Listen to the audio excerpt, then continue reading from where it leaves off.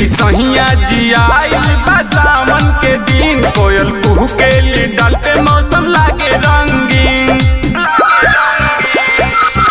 सहिया देखी सहिया जी आइल बा सावन के दिन, कोयल कुहू के लिए डाल पे मौसम लागे रंगीन।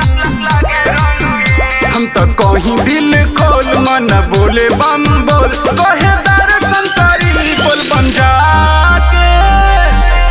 ए सहिया दुखवा भाग जाई कि बाबा के शरणिया के पाके। ए सहिया दुखवा भाग जाई कि बाबा के शरणिया के पाके। कि बाबा के शरणिया के पाके।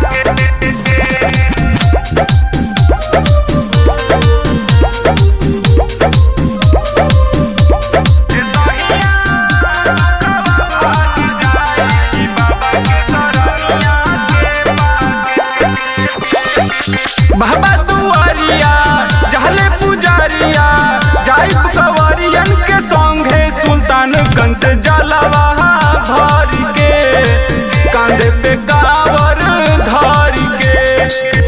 हई भोला जी के फैन दर्शन ला पानी बेचैन, संगही आई जलवा चढ़ा के। ए सहिया दुखवा भाग जाई कि बाबा के शरणिया के पाके। ए सहिया दुखवा भाग जाई के बाबा के शरणिया के पाके।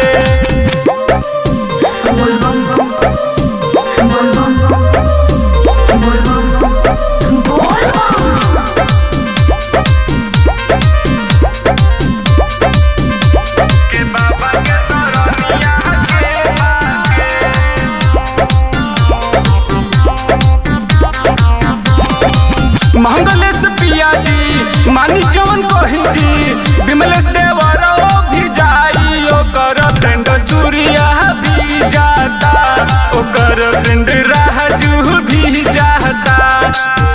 मन करी जानी छोट दिल पे लागी जाई चोट, हिस्से कोहिला सब समझा के। ए सहिया दुखवा भाग जाई के बाबा के शरणिया के पाके। ए सहिया दुखवा भाग जाई के बाबा